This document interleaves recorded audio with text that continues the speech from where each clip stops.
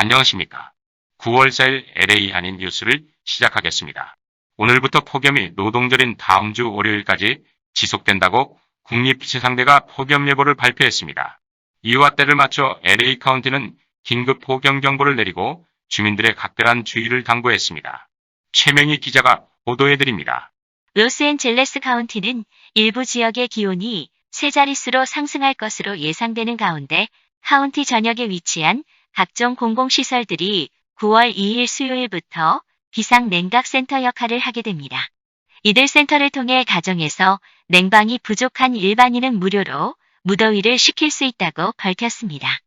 케빈 맥고한 로스앤젤레스 카운티 비상관리국장은 무료 비상 무더위 완화 서비스는 폭염 기간 중 취약계층이 안전하고 건강하게 지낼 수 있도록 돕는 중요한 서비스라고 말했습니다. 카운티는 이 지원 서비스를 모든 주민에게 무료로 제공하기 위해 아주사, 버뱅크, 엘몬테, 글렌데일, 글렌도라, 랭캐스터, 라퓨엔테, 로스앤젤레스, 팜데일, 파사데나, 허치힐, 샌디마스, 샌퍼난도, 스티븐슨 앤 토렌스와 같은 다양한 지역 사회와 협력하고 있다고 밝히고 우리는 모두 합동해서 무더위에서 벗어나야 하는 분들에게 더위를 식힐 수 있는 안전한 장소를 제공할 준비가 되어 있다고 했습니다.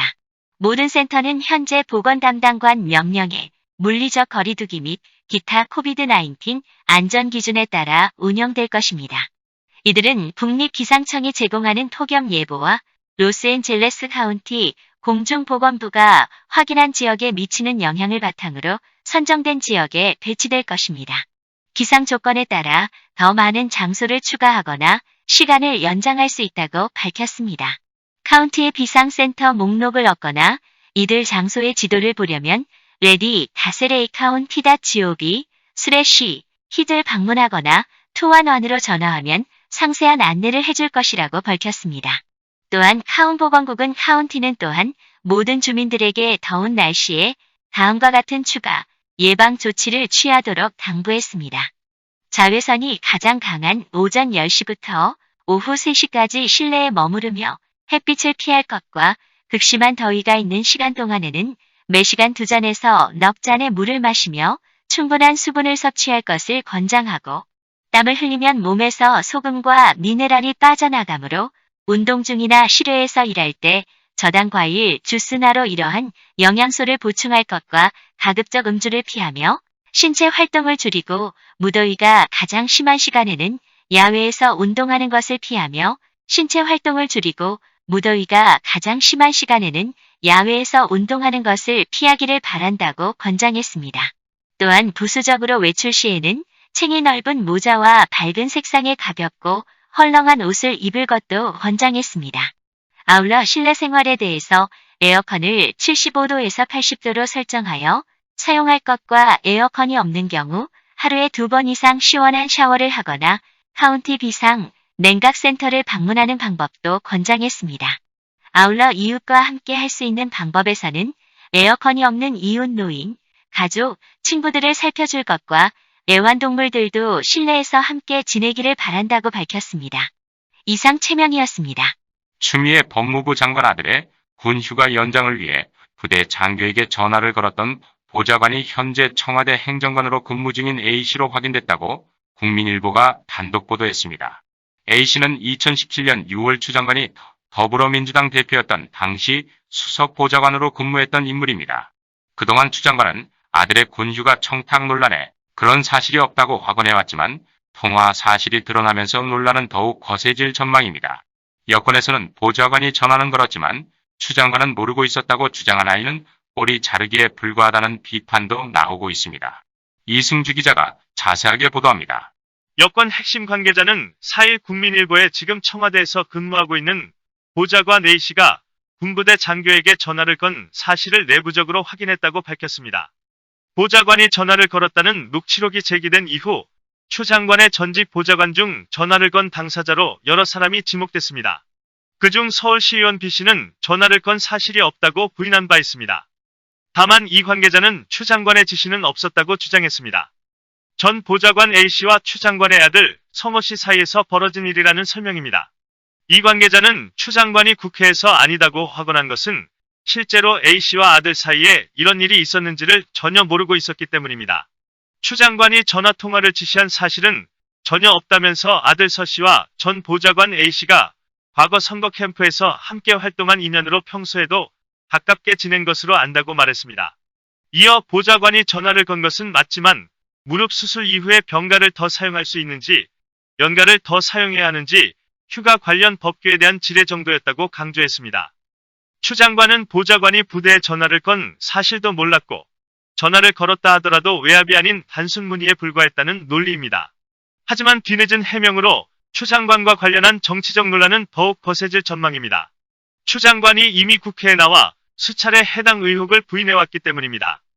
추 장관이 실제 몰랐다고 해도 지난해 12월 인사청문회에서부터 외압 논란이 제기된 만큼 책임 있는 설명을 하지 못했다는 비판을 피하긴 어려워 보입니다. 추 장관 아들 서 씨의 변호인단은 다른 의혹에는 적극적으로 해명하면서도 보좌관이 전화를 걸었다는 부분에 대해서는 별다른 해명을 내놓지 않아 의혹이 더욱 커지던 상황이었습니다. 수사 축소 논란도 불거진 상태입니다. 추 장관 아들의 군 복무 중 휴가 미복귀 의혹 사건을 수사 중인 검찰은 추미애 보좌관의 연락을 받았다는 군 관계자의 진술을 받고도 참고인 신문조서에는 이를 반영하지 않은 것으로 파악돼 논란이 일고 있습니다. 사건을 담당한 서울동부지검은 관련 진술이 누락됐다는 보도에 대해 아무런 입장도 내놓지 않고 있습니다. 이상 이승주였습니다. 다음은 한인타운 뉴스입니다. 최명희 기자가 소식 전해드립니다. LA 한인회에서는 코로나19 사태가 있기 전까지 매달 둘째 주 화요일 저녁에 문화센터라는 제목으로 다양한 분야의 전문가를 초빙하여 교양 강좌를 진행해오고 있습니다. 이번 9월 8일에는 바디앤브레인 LA의 미셸 문 강사를 특별 초빙하여 코로나19 뉴노멀 시대를 맞아 오랜 자택 생활에 따른 한인들의 정신적 불안과 초조, 우울증 등 일명 코로나블루 증상을 극복하는 시간을 마련하였다고 합니다. 그리고 지난 7월부터는 KAFL, ATB, LA 한인회 유튜브 채널을 통해 매달 둘째 주 화요일 저녁에 온라인 라이브 강좌를 진행하고 있다고 합니다. 특히 문 원장은 코로나블루 정예 불안, 초조, 우울 해소 등 6가지 재앙과 뇌의 3층 구조 이해 및 긍정적인 기운을 주는 수련 및 명상법을 지도하게 된다고 밝혔습니다.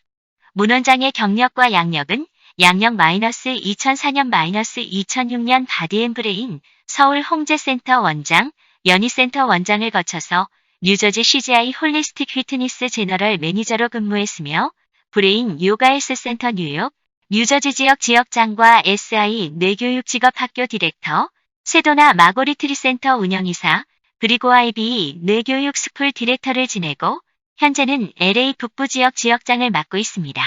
자세한 내용은 LA 한인회 전화 323-732-0700번이나 LA 한인회 진최 부회장 전화번호 323-428-4429로 하시기 바랍니다. 다음은 한인들을 위한 시민단체인 소망소사이어티의 최근 소식을 전해드립니다. 최명희 기자가 보도해드립니다. 소망소사이어티에서는 한인 지역사회 내에 날로 늘어나고 있는 치매 환자 가족들의 심리적 부담을 줄여주고 정신적 지원을 위한 치매 가족 지원 모임을 화상 모임으로 다시 시작합니다. 그동안 플러튼과 애너하임 등 5곳에서 진행되었던 지원 모임은 코로나 바이러스 팬데믹으로 인해 잠정 중단되었었는데 이 상황에서 더욱 힘든 생활을 하고 있는 가족과 간병인들을 위한 지원이 필요하다고 판단해 9월 9일부터 화상 모임으로 다시 재개하는 것이라고 합니다. 화상 모임으로 진행되는 만큼 거리에 관계없이 다양한 시간대 중에서 선택하여 참여할 수 있기 때문에 치매 환자 가족과 간병인들이 모임에 참여하는 데 도움이 될 것입니다. 한 달에 1회 참여하는 이 지원 모임을 통해서 가족 간병인들은 상호 간의 정신적인 지원, 치매에 관한 교육, 그리고 간병에 관한 유용한 정보를 주고받으며 심리적 치유를 얻을 수 있는데 매회 1시간 정도 진행된다고 합니다. 매달 첫째 주 화요일, 둘째 주 수요일, 셋째 주 목, 넷째 주 금요일 중 본인이 가능한 시간을 하루 택해 참여하면 됩니다. 참석을 원하는 한인들은 소망소사이어티 사무실 전화번호 562-977-4580으로 전화 문의를 하면 됩니다. 이상 최명희였습니다. 다음도 추미애 법무장관의 아들 병력 부정에 대한 소식입니다. 계속되는 추미애 리스크에 더불어민주당 내부에서 우려의 목소리가 나왔습니다. 추 장관 아들의 황제 탈영 의혹이 점차 커지면서 민주당과 새 지도부의 부담으로 작용한다는 것입니다. 민주당의 한중진 의원은 추 장관이 사적인 문제를 털어버리고 업무에 집중하지 못해 아쉽다며 법무부와 법사위에서 추진해야 할 과제들이 산적했는데 군 복무라는 국민들이 가장 예민하게 바라보는 것에 추 장관이 발목 잡히고 당에도 부담을 준다면 여러 방안을 마련할 필요가 있다고 토로했습니다. 지금까지의 추미애 장관 아들 서 씨에 대한 모든 과정을 알아보겠습니다. 이승주 기자가 전합니다. 지난 29일 더불어 민주당 전당대회를 통해 새로운 지도부가 들어서며 분위기가 바뀐 것도 추 장관을 향한 불평이 커진 이유 중 하나입니다. 새 민주당 지도부에서 당직을 맡은 한 의원은 새로운 지도부가 들어서 분위기를 일신하려는데 자꾸 똑같은 논란이 확대 재생산되면서 향후 입법과제까지 블랙홀처럼 빨아들이는 것은 좋지 않다며 이낙연 대표도 추 장관 관련한 논란이 있다는 것을 주시하고 있고 논란을 스스로 깔끔하게 해결하려고 노력해야 한다. 언성만 높인다고 해결될 일이 아니다라고 지적했습니다. 추 장관은 국회 법사위에 출석해 야당 의원들의 아들 관련 의혹 제기에 예민하게 반응해왔습니다. 이 과정에서 야당을 향해 아들이 집에서 울고 있다. 소설 쓰시네. 아들이 군대 안 가도 되는데 간 것이라고 언성을 높이다 여론의 비판을 받았습니다. 앞서 추 장관은 지난 12월 법무부 장관 후보 인사청문회 과정에서 야당으로부터 아들 서모 씨의 황제 휴가 미복귀를 지적받았습니다. 서 씨가 카투사에서 군 복무를 하던 시절 무단으로 휴가에서 미복귀했고 그 과정에 추 장관이 개입했다는 것입니다. 서 씨는 군 복무 기간 중 58일의 휴가를 다녀왔고 이 중 19일이 병가입니다.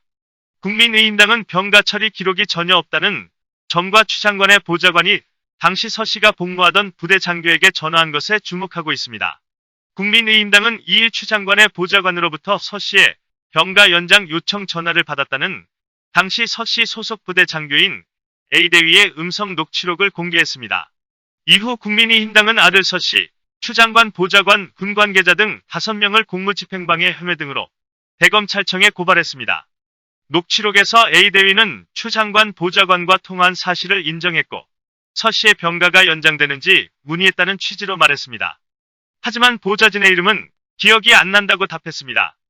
이에 서 씨의 변호인은 성명을 내고 서 씨의 병가 및 휴가가 법적으로 아무런 문제가 없음을 확인했다면서 1차 병가는 4월 12일 국군 양주병원에서 외래 진료를 통해 관련 서류를 발급받았고 2차 병가 기간에 수술 부위의 실밥을 제거하고 부대 재출용 소견서 발급을 신청하기도 했다고 주장했습니다. 대검찰청에서는 동부지검에 이 사건을 배정했습니다. 이상 이승주였습니다. 다음은 로컬 소식입니다. LA 시내의 가로등이 재구시를 못한다는 많은 시민들과 사회단체들에게 호되게 비판을 받아온 LA 시내 가로등이 이번에 새로운 아이디어에 의한 밝고 주민들에게 더욱 친근감을 가질 수 있는 가로등이 선보였습니다. 이승주 기자가 자세하게 소식 전해드립니다. 3일 LA시 에릭 가세티 시장은 올해 초 진행한 LA 가로등 공모전의 심사 결과를 발표했습니다. 많은 시민들과 디자인 업체들이 경쟁을 벌인 가운데 선정된 LA 디자인 업체인 프로젝트룸이 응모한 가로등 디자인을 전문가 분야 수상작으로 선정했다고 발표했습니다. 이 새로운 가로등은 이미 로스앤젤레스 전역에 설치된 역사적인 가로등의 위치는 변경하지 않을 것이라고 합니다. 현재 도시 전체에 분산되어 있는 약 18만 개의 표준 가로등을 점차적으로 대체할 것이라고 밝혔습니다. 새로운 디자인은 전통적인 가로등 기둥을 도로조명, 보행자 조명 및 통신장비와 같은 각 서비스의 강철 또는 알루미늄으로 제작된 전용 전선 묶음으로 설계되어 있습니다. 이 디자인은 필요에 따라 휴대폰 고성능 수신장치인 5G 장비와 여름철 햇빛을 차단하는 그늘막과 심지어 벤치와 같은 추가 기능을 추가할 수 있도록 설계되어 있다고 합니다. LA 시장실 측은 새로운 가로등은 주택가, 도로 등 시 전역 18만 개 가로등 교체를 위한 표준 가로등 플랜에 적용한다고 합니다. 시는 한 해 1000개에서 2000개 표준 가로등을 교체 및 설치한다는 계획입니다. 다만 1900년대 초반 설치해 지금까지 사용 중인 고풍스러운 가로등은 교체 대상이 아닙니다. 이상 이승주였습니다. 다음은 LA 카운티 보건국이 발표한 코로나 환자 수입니다. 최명희 기자입니다. LA 보건국은 오늘 코로나19로 인해서 새로운 확진자는 1,439명이었으며 그중에서 47명이 사망자였다고 밝혔습니다. 그중에서 14명의 사망자는 80세 이상이었고 또 사망한 16명은 65세에서 79세 사이였으며 11명은 50세와 64세, 사망한 4명은 30세에서 49세였습니다. 이 중 80세 이상 9명, 65세에서 79세 10명, 50세에서 64세 6명, 연령대 4명 등 29명이 기저질환을 앓고 있었습니다. 에릭 가세티 시장은 오늘 메트로 교통이 개발한 탭이라는 아이폰에서 요금을 지불하는 교통카드 프로그램을 선보였습니다. 아이폰과 애플워치에 다운받아 탑승자가 메트로, 대중교통기관 및 25개 지역의 버스 및 철도 요금을 지불할 수 있는 비접촉 방식을 개발했다고 발표했습니다. 최명희 기자가 전합니다. 가세티 시장은 새로운 모바일 탭 앱을 통해 메트로는 주민들이 편안하고 쉬운 방법으로 요금을 지불할 수 있는 프로그램을 제공하는 미국 최초의 대중교통기관 중 하나가 되었다고 말하고, 우리는 기차와 버스를 타는 모든 사람들이 안전하고 형평성을 지속하는 가능성 및 편의성을 제공하는 우리 도시의 혁신 정신을 위하여 탑승자나 운전기사, 대중교통 운영자들의 노력에서 이루어진 것이라고 치하했습니다. 이러한 시스템을 사용하는 방법은 애플사의 앱스토어에서 앱을 다운로드 후 탑승객은 페이스 아이디나 터치 아이디를 사용하여 요금이 충전된 아이폰을 터치페이드에 갖다 대기만 하면 됩니다. 기차를 타거나 버스를 타거나 요금을 충당할 수 있습니다. 메트로 고객은 휴대폰에서 애플페이를 사용하여 요금을 추가할 수 있으므로 지하철역에서 일부러 탭 자동 판매기를 찾아 충전할 필요가 없습니다. 한편 안드로이드 버전은 올해 후반에 사용할 수 있게 될 예정입니다. 이상 최명희였습니다. 이상 LA 한인뉴스를 마칩니다. 진행의 지철이었습니다. 이승주, 최명희였습니다. 오늘부터 폭염경보가 내려졌습니다. 저희가 보도한 LA 카운티 보건국의 권장사항을 꼭 지키셔서 건강한 하루하루가 되기를 바랍니다. 감사합니다.